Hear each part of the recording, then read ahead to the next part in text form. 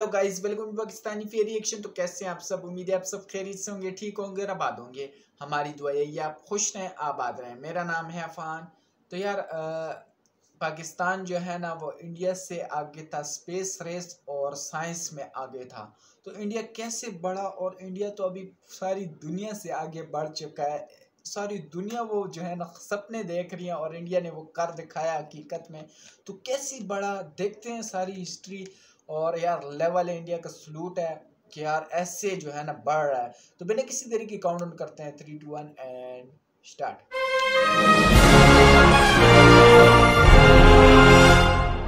दोस्तों एक समय ऐसा भी था जब पाकिस्तान स्पेस रेस और साइंस में भारत से 2 कदम आगे था। जी हाँ, ये सच है।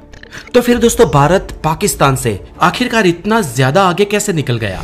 तो भाई ऐसा मुमकिन हुआ बहुत सारे कारणों से, जिसमें पाकिस्तान की मूर्खता भी शामिल है और भारत की समझ भी। पाकिस्तान की स्पेस एजेंसी फेल होने में और भारत के इसरो को अपने लक्ष्य तक पहुंचने में पाकिस्तान के सेना अध्यक्ष की गलतियां भी शामिल है और भारत के महान वैज्ञानिकों की मेहनत भी। और इन सब की हम डिटेल में चर्चा करेंगे। ये सब कैसे मुमकिन हो पाया, इसकी हम विस्तार से जानकारी आपको इस वीडियो के माध्यम से देंगे।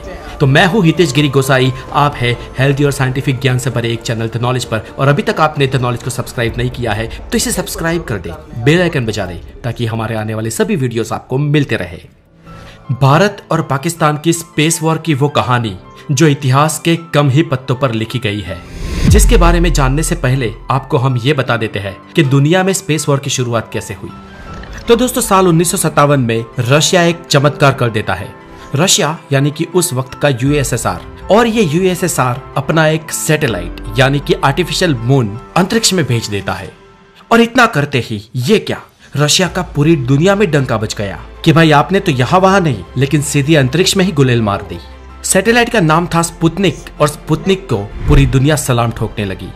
एक तरफ रशिया दुनिया की क्लास का मॉनिटर बन चुका था, तो दूसरी तरफ अमेरिका बनते बनते रह गया था।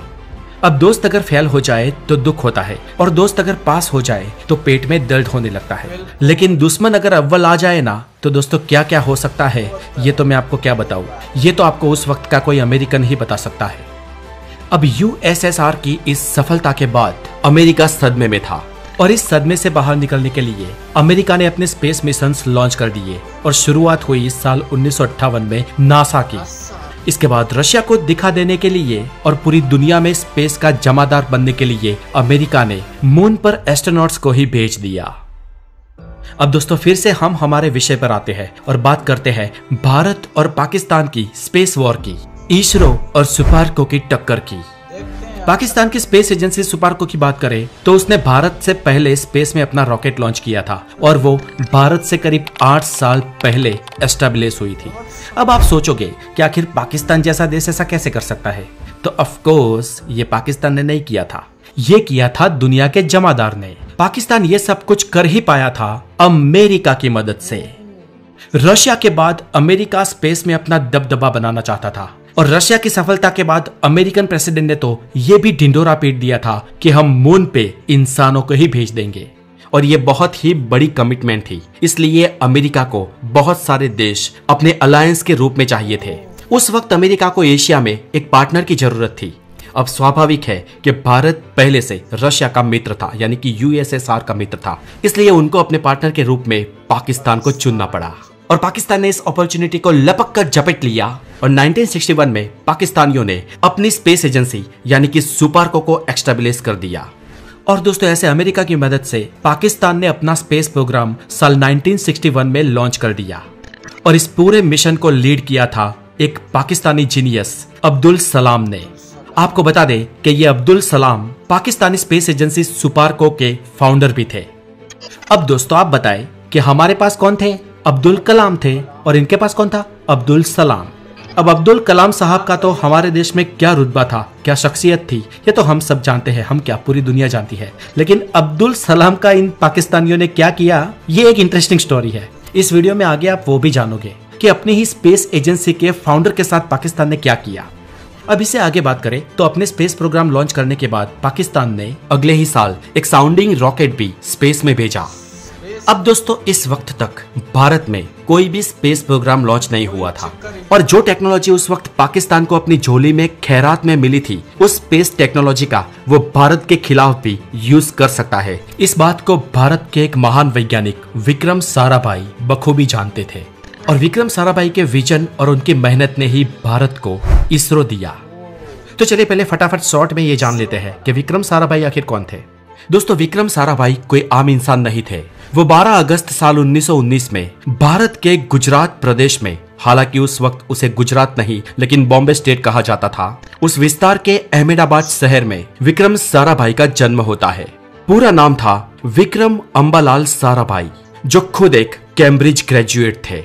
विक्रम साराभाई भारत की उस वक्त की one of the richest family में पैदा हुए थे। वो कॉस्मिक रेस की फील्ड में भी एक्सपर्ट थे और उनको एक महान हस्ती डॉक्टर सीवी रमन ने ट्रेन किया था। उनके पास कैम्ब्रिज की डिग्री थी, पैसा भी उनके पास बहुत था और भारत के बाहर चाहते तो वो किसी भी वक्त किसी भी देश में जाकर अपना जीवन निर्वाह कर सकते थे। लेकिन देश के इस सपूत ने भारत में रहने का डिसीजन लिया, क्योंकि दोस्तों उस वक्त उनका एक सपना था भारत को स्पेस में ले जाने का। दोस्तों विक्रम साराभाई ने जब ये बात कुछ लोगों को कही तो वो लोग उन पर हंसने लगे। एक बार एक विदेशी अखबार ने विक्रम साराभाई को पूछ लिया कि भारत जैसे गरीब देश को स्पेस में जाने की क्या आवश्यकता है। तब विक्रम साराभाई ने बताया कि भारत इस वक्त गरीब है, इसलिए हमें स्पेस में जाने की जरूरत है, क्योंकि स्पेस प्रोग्राम्स और उसके मिशंस भारत की इकोनॉमी में और भारत की बढ़ती अर्थव्यवस्था में सबसे ज्यादा मददगार साबित होंगे। और दोस्तों ऐसा हुआ भी। अब भारत के स्पेस मिशन भारत के लिए कैसे पैसा बरसा रहे हैं उसकी चर्चा हम आगे इस वीडियो में करते हैं, पर उससे पहले इसरो की स्थापना की ये कहानी पूरी कर देते हैं। इसके बाद दोस्तों इस सभी परिस्थिति को समझकर, उस पर गौर कर उस पर रिसर्च कर विक्रम साराभाई के सामने बहुत सारी चुनौतियां थी। उस वक्त इंडिया के पास इतना इंफ्रास्ट्रक्चर नहीं था, भारत को स्पेस सेक्टर में लीड करने वाले बेहतरीन लोग भी नहीं थे और अच्छे वैज्ञानिकों को उस वक्त देने के लिए पैसा भी भारत के पास नहीं था। तो फिर हमने ये सब कर कैसे दिखाया? क्या हमारे पास जज्बा था? दोस्तों हाँ वो था, लेकिन मैं जज्बे की और कोई इमोशनल बात आपके सामने नहीं करूंगा। बिल्कुल टू द पॉइंट साइंटिफिक बात करूंगा जो प्रैक्टिकल भी है। और ऐसे हालात में दिल के साथ दिमाग से सोचना और प्रैक्टिकलिटी ही हमें इन सबसे उबार सकती है। अब दोस्तों विक्रम साराभाई इन सभी प्रॉब्लम्स को ओवरकम करके इससे आगे बढ़ना चाहते थे और इंडिया के लिए अंतरिक्ष में जाने का रास्ता बनाना चाहते थे। और इसके लिए विक्रम साराभाई ने अपनी स्ट्रेंथ और नॉलेज का फायदा उठाया। उन्होंने दुनिया को बताया कि भारत के स्पेस सेक्टर में इन्वेस्ट करो, हम में दम है, हमें नॉलेज है, एजुकेशन है और इससे दुनिया का फायदा होगा। दोस्तों ये बात ना उन्होंने कही लेकिन करके भी दिखाई। उस वक्त फ्रांस ने हमें फ्री में अपने पेलोड्स प्रोवाइड किए थे। दुनिया के कई देशों ने मदद की और अमेरिका ने भी अपने अपाचे रॉकेट हमें प्रोवाइड किए। और इसके साथ भारत ने अपने नॉलेज, अपने जज्बे और अपने अनुभव से एक बहुत ही विशाल रॉकेट बनाया। नवंबर साल 1963 में बूम, हमारे देश से पहला साउंडिंग रॉकेट लॉन्च हुआ। अब दोस्तों भारत की धरती से पहला रॉकेट लॉन्च होने के बाद भी इसरो जैसी ऑर्गेनाइजेशन अभी तक हमने नहीं बनाई थी। इसरो को शुरू होने में भी कुछ साल बाकी थे, लेकिन इस बीच भारत के वैज्ञानिकों ने दूसरे देशों ने जो स्पेस टेक्नोलॉजी इजाद की थी उसको समझकर और अपना उसमें नॉलेज डालकर स्पेस टेक्नोलॉजी में डेवलपमेंट करते रहे। और आखिरकार 15 अगस्त 1969 के दिन इसरो की स्थापना हुई। इसरो ने शुरू होते ही सैटेलाइट इंट्रोडक्शनल टेलीविजन एक्सपेरिमेंट शुरू कर दिया, यानी कि भारत के सैकड़ों गांवों में हजारों लोगों को उस वक्त सैटेलाइट के थ्रू एजुकेशन देना शुरू कर दिया। ऑफ कोर्स जो टीवी के माध्यम से था। आपको बता दें कि हमारा पहला सैटेलाइट साल 1975 में लॉन्च हुआ था, जिसका नाम था द आर्यभट्ट सैटेलाइट। और आपको ये भी बता दें कि हमारी सरकारों ने स्पेस प्रोग्राम की अहमियत को समझा और वो इसरो को फंडिंग करते रहे। इसके बाद 1983 में इसरो ने हमारा पहला सैटेलाइट कम्युनिकेशन सिस्टम लॉन्च किया। हमारे वैज्ञानिकों की मेहनत देखिए दोस्तों, ये देखिए इसरो की शुरुआती तस्वीरें जब इसरो अपने शुरुआती चरणों में था, और आज देखिए इसरो की ये सक्सेस जिसे पूरी दुनिया सलाम कर रही है। अब दोस्तों आज की बात करें तो हम चांद पर ऑलरेडी जा चुके हैं। हमारा रोवर आज वहां पर घूम रहा है और हम मंगल पर भी जा चुके हैं। वहां के ऑर्बिट में भी हमारा ऑर्बिटर फर्स्ट अटेम्प्ट में पहुंचा है। चंद्रयान 3 की सक्सेस के बाद तो भारत की मानो तकदीर ही बदल गई है। हमारे दरवाजे पर बहुत सारे देश हाथ बांध खड़े हैं। TOI की एक रिपोर्ट के मुताबिक सऊदी अरब, दक्षिण कोरिया और सिंगापुर जैसे देश भारत के और इसरो के साथ मिलकर काम करना चाहते हैं। दोस्तों मानो पैसों का ढेर लग गया है और आज सबसे सस्ते में स्पेस में जाने की जो हमारे पास टेक्नोलॉजी है वो हर कोई देश पाना चाहता है। इसके साथ ही दोस्तों, स्पेस पर जाने की टेक्नोलॉजी पर बात करना जितना आसान है ना, ये टेक्नोलॉजी इससे कहीं ज्यादा कॉम्प्लेक्स है। अगर इस टेक्नोलॉजी के बारे में आप जानना चाहते हैं तो इसके लिए हम आगे एक वीडियो बनाएंगे। अगर आप उस पर एक वीडियो चाहते हैं तो हमारे कमेंट बॉक्स में इसके बारे में लिखे। लेकिन दोस्तों, ये पेचीदी टेक्नोलॉजी का भारत ने अपने आप आविष्कार किया है। हम मंगल और चांद पर तो पहुंच चुके हैं, लेकिन हमारी वीनस और सन पर भी जाने की तैयारियां शुरू हो गई है। हम गगनयान के माध्यम से भविष्य में इंसानों को भी स्पेस में भेजने जा रहे हैं। और दोस्तों, इन सब के बीच पाकिस्तान स्पेस रेस में बहुत पीछे छूट चुका है। दोस्तों, आज पाकिस्तान के पास अपनी एक सैटेलाइट लॉन्चिंग सिस्टम भी नहीं है, जबकि भारत के रॉकेट्स पूरी दुनिया के सैटेलाइट्स, आपको शायद जानकर हैरानी होगी, लेकिन पूरी दुनिया के देशों के सैटेलाइट्स आज भारत स्पेस में लॉन्च करता है। और ये बहुत सालों से कर रहा है, क्योंकि दोस्तों हमारे पास उन सैटेलाइट्स को सस्ते में लॉन्च करने की टेक्नोलॉजी है। और एक्सपर्ट्स ये बता रहे हैं कि पाकिस्तान कम से कम 2040 से पहले खुद के सैटेलाइट रॉकेट्स नहीं बना पाएगा, और अगर हालात और बिगड़े तो ये टाइम और भी आगे खींच सकता है। अब दोस्तों, ये सब जानने के बाद आपके मन में एक सवाल जरूर उठा होगा कि आखिर पाकिस्तान की स्पेस एजेंसी हमसे पहले शुरू हुई थी तो वो आगे क्यों नहीं बढ़ पाई। तो दोस्तों, इसका कारण है पाकिस्तान की और हमारी सोच में फर्क। हमारे वैज्ञानिकों ने कंस्ट्रक्टिवली और इंसान के मददगार साबित हो ऐसे इक्विपमेंट्स, ऐसे स्पेस मिशन और ऐसे टेक्नोलॉजी को डेवलप करने में अपना फोकस किया, जबकि पाकिस्तान के वैज्ञानिकों को वेपन इंडस्ट्री में डाल दिया गया। उन्होंने अपने बजट्स भी वेपन्स पे जाया किए। उनका एक ही फोकस था, भारत को डिस्ट्रॉय करना। इसके अलावा दोस्तों, पाकिस्तान देश के साथ उसकी स्पेस एजेंसी भी गड्ढे में गई। उसका एक कारण था वही जो आमतौर पर हर पाकिस्तान के डिपार्टमेंट में देखने को मिलता है, उसकी सेना की हर चीज में टांग लड़ाना। पाकिस्तान के हर डिपार्टमेंट की तरह सुपारको की सत्ता भी रिटायर्ड जनरल के पास रही है, जिनका स्पेस और एस्ट्रोनॉमी से कोई वास्ता नहीं था, जबकि इसरो की डायरेक्टरशिप हमेशा से क्वालिफाइड एस्ट्रोनॉमर्स या फिर क्वालिफाइड फिजिसिस्ट के पास ही रही है। तो फ्रेंड्स, इस तरह lack of political will, financial crunch, lack of technology, Pakistan के पॉलिटिशियंस और पाकिस्तान के मिलिट्री जनरल्स की बार बार पिन मारने के कारण सुपारको की भैंस गड्ढे में चली गई है, जो बहुत सालों तक अभी ऊपर नहीं उठने वाली। अब दोस्तों, और एक किस्सा सुनिए। पाकिस्तान की स्पेस एजेंसी को जिसने खड़ा किया था वो डॉक्टर अब्दुल सलाम, जो पाकिस्तान के बहुत ही उम्दा वैज्ञानिक हुआ करते थे। देखिए उनके साथ पाकिस्तान ने क्या किया। साल 1974 में पाकिस्तान के प्राइम मिनिस्टर जुल्फिकार अली भुट्टो ने एक बिल पास किया था, जिसमें अहमदी लोगों को नॉन मुस्लिम डिक्लेयर कर दिया। अब दोस्तों, अहमदी एक कम्युनिटी होती है, उस वक्त इस बिल में उनको नॉन मुस्लिम घोषित कर दिया गया। और दोस्तों, इस बिल की वजह से, इस लॉ की वजह से डॉक्टर अब्दुल सलाम जैसे व्यक्ति को सुपारको की हेड पोजीशन से निकाल दिया गया। देख लीजिए दोस्तों, जब कोई देश रिलीजन के आधार पर जन्म लेता है और जब उसमें जुनून या कट्टरता होती है तो उस देश का क्या होता है वो आप भी आज के पाकिस्तान के हालात देखकर जान चुके होंगे।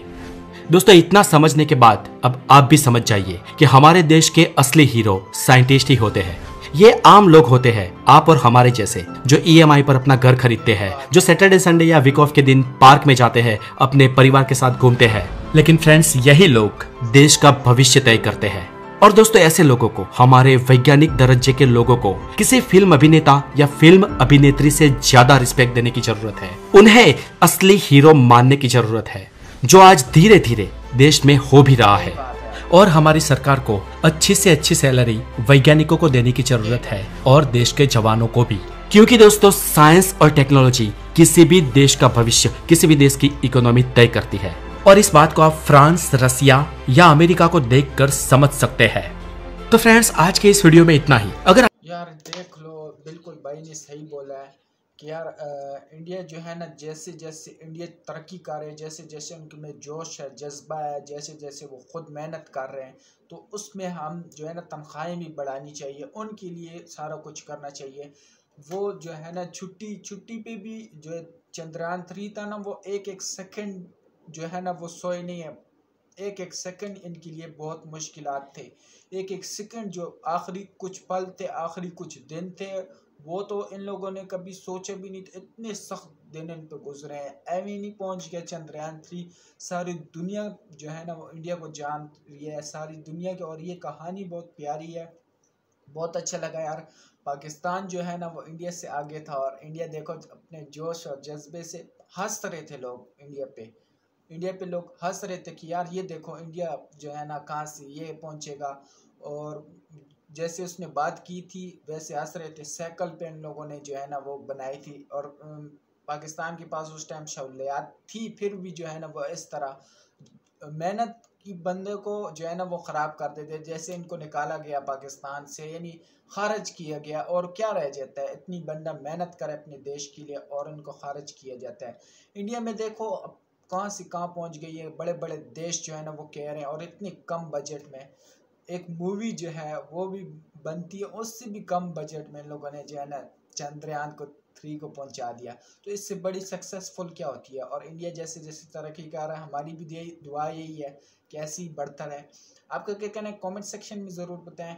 हमें भी इंडिया से बहुत कुछ सीखना चाहिए, थोड़ा नहीं बहुत कुछ सीखना चाहिए। तो आपको भी कोई भी वीडियो चाहिए तो कमेंट सेक्शन में ज़रूर बताएं, मैं उस पर ज़रूर रिएक्ट किया करूँगा। आप बस आपकी सपोर्ट की ज़रूरत है यार। आप इस चैनल को यार दोस्तों के साथ शेयर करें, देखा करें वीडियो। कोई भी वीडियो चाहिए कमेंट सेक्शन में ज़रूर बताएं, मैं इस पर ज़रूर रिएक्ट किया करूँगा। आज के लिए इतना ही, तब तक के लिए अपना ख्याल रखिएगा, बाय।